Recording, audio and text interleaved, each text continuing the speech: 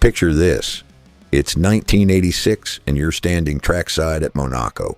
A screaming banshee of an engine approaches at 200 miles per hour. It's pitched so high it makes your teeth hurt.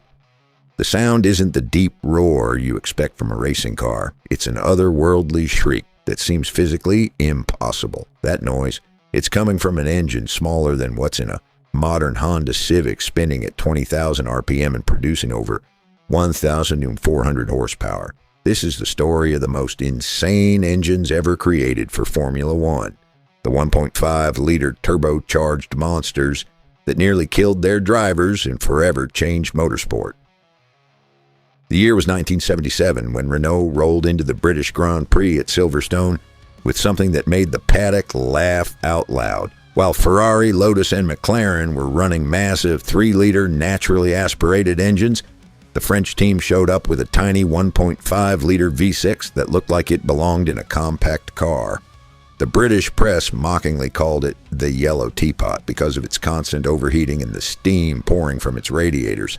They weren't laughing 2 years later when that same basic engine design was winning races. Here's what made these engines so revolutionary and so dangerous. Formula One had introduced turbocharging to level the playing field between teams that could afford exotic 3-liter engines and those that couldn't. The rules said you could run a 3-liter naturally aspirated engine or a 1.5-liter turbocharged one. The rule makers assumed the turbo engines would be roughly equal to their larger siblings. They were catastrophically wrong. To understand why these engines were engineering miracles, we need to travel back to the late 1970s. The turbocharger itself wasn't new technology. It had been around since World War I, used in aircraft to maintain power at high altitude. Diesel trucks used them, even some production cars had them. But nobody had ever pushed a turbo this hard. Nobody had ever asked an engine this small to produce this much power. The engineering challenge was like asking someone to build a hand grenade that explodes 1,000 times without destroying itself. The problem Renault faced was fundamental physics. A naturally aspirated engine can only suck in as much air as its displacement allows. That 3-liter Ferrari V12 could gulp twice as much air as Renault's 1.5-liter V6. No amount of clever engineering could change that basic limitation unless you forced the air in under pressure. That's where the turbocharger came in. A turbine wheel spun by exhaust gases connected by a shaft to a compressor wheel that crammed air into the engine. Simple in concept, nightmarish in execution. Let me paint you a picture of what was actually happening inside these engines. The exhaust gases hitting that turbo were over 950 degrees Celsius, hot enough to melt aluminum. The turbine wheel was spinning at up to 130,000 RPM. That's over 2,100 revolutions per second. The centrifugal forces trying to tear that turbine apart were equivalent to 50,000 times the force of gravity. At the compressor end, air was being squeezed to 4 bar of absolute pressure. That's 4 times atmospheric pressure, or 58 psi of boost. For perspective, a modern high-performance road car might run 15 psi.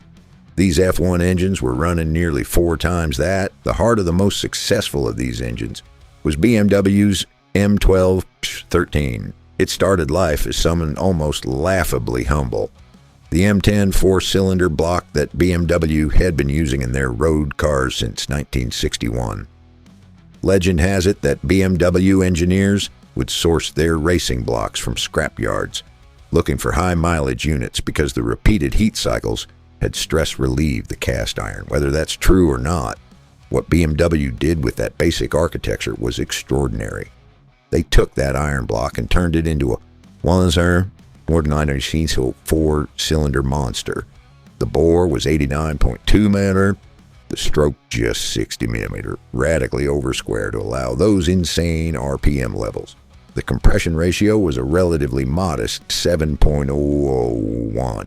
Any higher, and the combination with boost pressure would cause detonation that would destroy the engine in seconds. The connecting rods were made from titanium, each one costing more than most people's cars.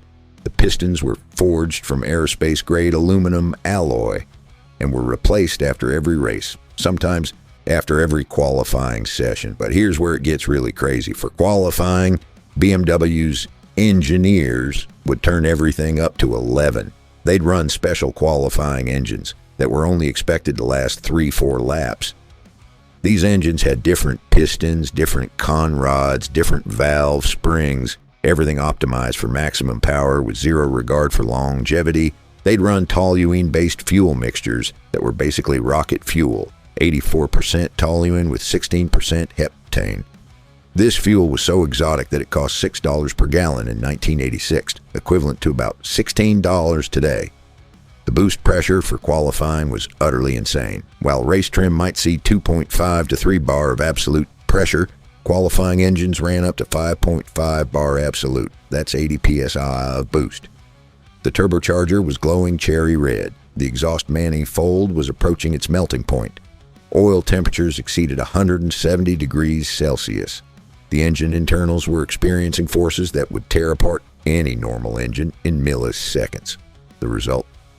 In qualifying trim, that tiny 1.5-liter BMW four-cylinder was producing between 1,400 and 1,500 horsepower. Let that sink in for a moment. That's 1,000 horsepower per liter. A modern Bugatti Chiron makes 500 horsepower per liter and is considered an engineering marvel. These F1 engines were doubling that. The BMW M12-13 holds the record to this day as the most powerful Formula One engine ever created in terms of qualifying output. The power delivery was absolutely savage. Turbo lag wasn't just bad, it was potentially lethal. Drivers would have nothing, then wham, 1,400 horsepower would arrive all at once, trying to throw the car sideways at 150 miles per hour.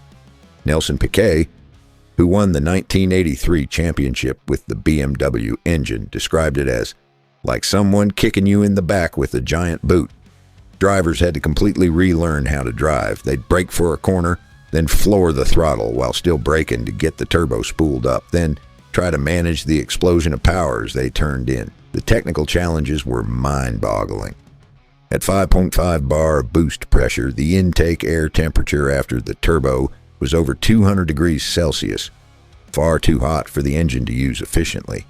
Teams developed increasingly sophisticated intercooler systems, packing them with ice before qualifying run. BMW's solution was particularly clever. They used a spray system that would mist fuel onto the intercooler, using the evaporation to provide additional cooling. The fuel injection systems were revolutionary for their time.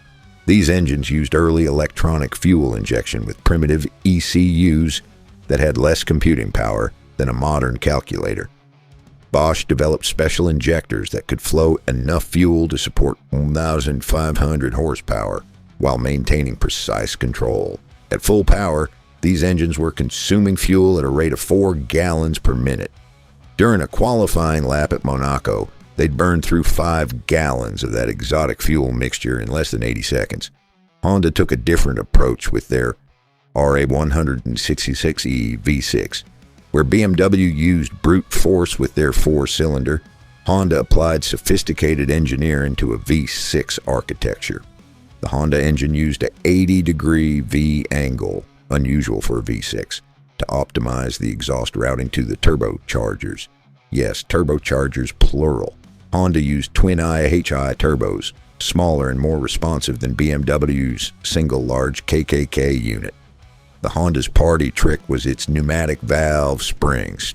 Traditional metal valve springs couldn't cope with 12,000 RPM, let alone 20,000. They'd either float, causing the valves to hit the pistons, or they'd need to be so stiff that they'd sap huge amounts of power just to compress them. Honda's solution was to use compressed nitrogen to close the valves. This system allowed them to rev higher than anyone else while maintaining perfect valve control.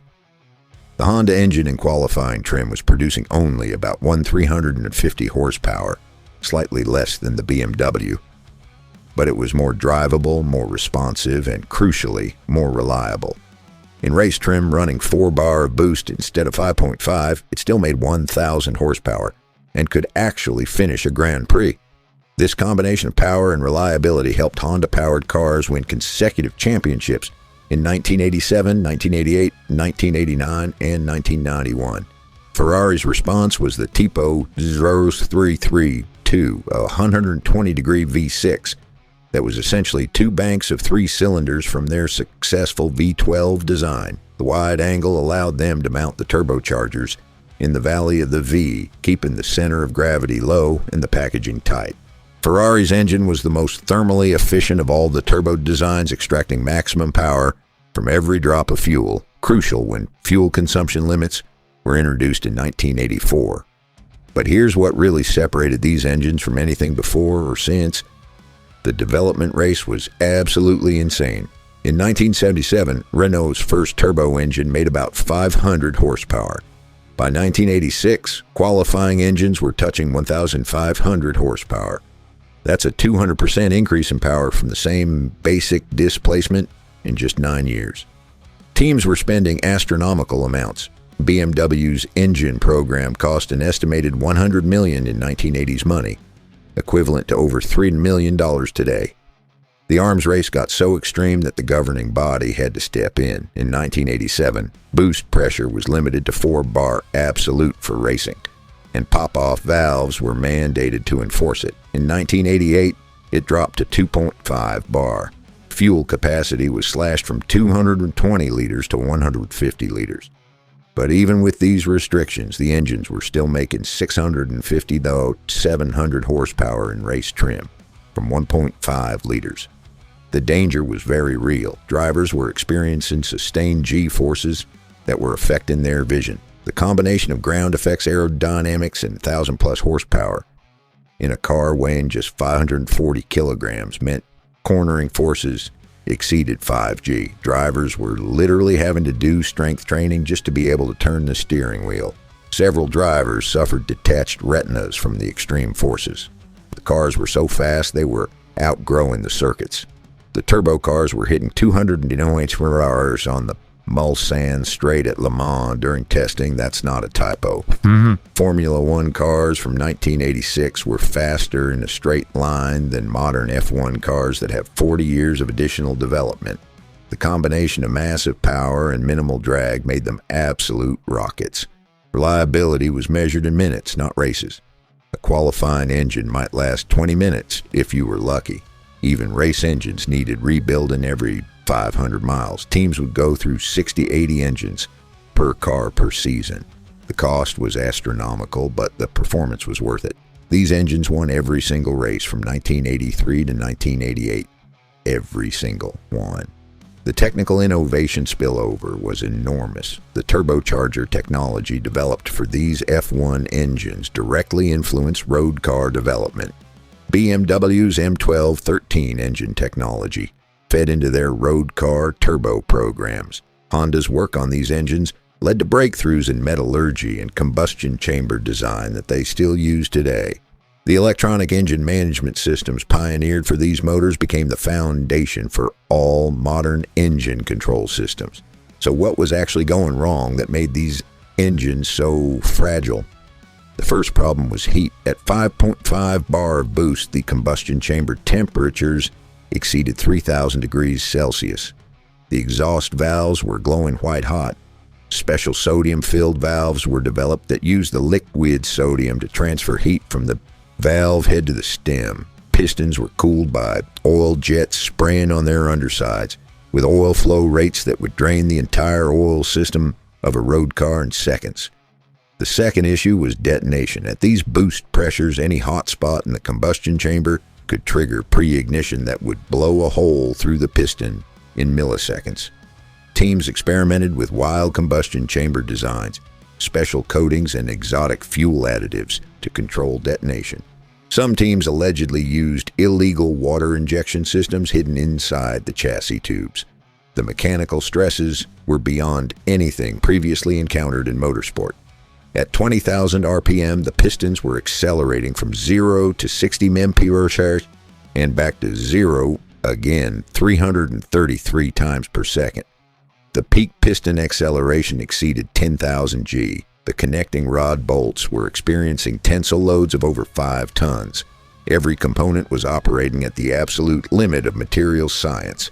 The fuel systems were equally extreme. To support 1,500 horsepower, these engines needed to flow about 650 pounds of fuel per hour at full throttle. The fuel pumps were mechanical units driven off the engine that consumed 15 horsepower just to operate. The fuel pressure was over 150 psi. The injectors were firing 167 times per second at maximum RPM. The ignition systems had to fire reliably at engine speeds, where each spark plug was firing 167 times per second. Traditional ignition systems couldn't keep up. Magneti Marelli developed capacitor discharge ignition systems with multiple coils that could deliver consistent spark energy even at 20,000 RPM. The spark plugs themselves were exotic platinum and iridium designs that cost $500 each and lasted maybe 100 miles. Teams were constantly pushing the boundaries of what was legal. TAG Electronics, who badged the Porsche-built engines from McLaren, developed a special qualifying mode that would advance the ignition timing to dangerous levels for extra power. The driver would activate it with a hidden button, get maybe 50 extra horsepower for one qualifying lap, then pray the engine didn't grenade itself. The turbochargers themselves were technological marvels. KKK, IHI, and Garrett were in a development war, each trying to build turbos that could survive these conditions. The turbine wheels were made from Inconel, a nickel-chromium superalloy developed for jet engines. The bearings were floating in a bath of pressurized oil, with oil flow rates that would lubricate 20 road car engines. Some teams experimented with ball bearing turbos for faster spool up, but they couldn't handle the heat. Here's a detail that shows how extreme these engines were. The exhaust manifolds were made from Inconel or stainless steel and would still crack after a few heat cycles. Teams would have stacks of spare exhaust manifolds, changing them like consumable items. The turbocharger housings were investment cast from exotic alloys that cost more per pound than silver. The cooling systems were pushing the boundaries of thermodynamics. These engines were rejecting over 2,000 horsepower worth of heat energy, enough to heat a small building. The radiators were works of art, hand-fabricated from paper-thin aluminum, with densities approaching 30 fins per inch. The water pumps were flowing 200 gallons per minute. Some teams experimented with exotic coolants like propylene glycol mixtures that could handle temperatures above 130 degrees Celsius without boiling. But the real story wasn't just the technology, it was the human element. These engines required a special breed of engineer. The BMW engine program was led by Paul Roche, a genius who had started as an apprentice at BMW and worked his way up to become the most successful racing engine designer in the company's history. He would personally supervise the assembly of qualifying engines, selecting matched components, and adjusting tolerances by feel. Honda's program was led by Nobuhiko Kawamoto, who later became Honda's CEO. He insisted that Honda develop everything in-house, from the turbochargers to the engine management systems. This vertical integration allowed Honda to iterate faster than anyone else, sometimes bringing updated engines to every race. The mechanics working on these engines were the unsung heroes. They'd rebuild an entire engine between qualifying and the race, a job that required removing and replacing hundreds of components in perfect sequence without a single mistake. One crossed thread, one over-torqued bolt, and 1,500 horsepower would turn into shrapnel at 200 mph. The drivers who raced these monsters were a different breed too. Ayrton Senna, who won his first championship with the Honda Turbo in 1988, described the experience as dancing on a knife edge. The power delivery was so violent that drivers developed a completely new driving style. They'd left foot brake while keeping the throttle partially open to keep the turbo spooled. They deliberately induced wheel spin to avoid the sudden grip that could snap the car sideways when the boost hit. Keke Rosberg, who won the 1982 championship with a Williams Cosworth, once said about the turbo era, "The cars were so fast, so brutal, that you needed to be slightly mad to drive them. When that turbo kicked in, it was like being shot from a cannon. You had to trust that the car wouldn't kill you." The statistics from this era are mind-blowing. The pole position time at Monza in 1986 was 1:20.7. an average speed of 167 km/h, around a 3.6-mile circuit. Modern F1 cars, with all their advanced aerodynamics and hybrid systems, are only just matching those times. At the Austrian Grand Prix in 1987, the turbo cars were pulling 6.5 lateral G in the fastest corners, up more than a fighter jet in a tight turn. But here's the kicker. These engines were too successful. They made Formula One too expensive and too dangerous. By 1988, the cost of competing with a competitive turbo engine exceeded $50 million a year. Smaller teams simply couldn't afford it. The speeds were becoming unsafe for the circuits of the era. The FIA had to act. In 1989, turbos were banned completely. Formula One returned to 3.5-liter naturally aspirated engines that made about 650 horsepower, less than half what the qualifying turbos had produced. It would be 25 years before F1 cars would again match the straight-line speed of the 1986 turbo monsters. The legacy of these engines extends far beyond Formula One. The technology developed during the turbo era revolutionized automotive engineering. Variable geometry turbos, sophisticated intercooling, advanced engine management, all of these technologies were pioneered or perfected in the crucible of 1980s Formula One. Every modern turbocharged performance car owes something to these engines. BMW used the knowledge gained from the M1213 to develop their road car turbo engines, including the legendary S14 engine that powered the E30 M3. Honda's work on the RA100 influenced their NSX supercar and their entire VTEC variable valve timing system. Even Ferrari's modern turbo V8s can trace their DNA back to the Tipo 032.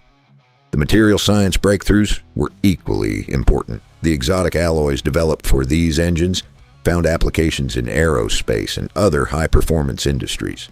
The cooling strategies pioneered for managing 2,000-degree exhaust temperatures are now used in everything from jet engines to industrial gas turbines.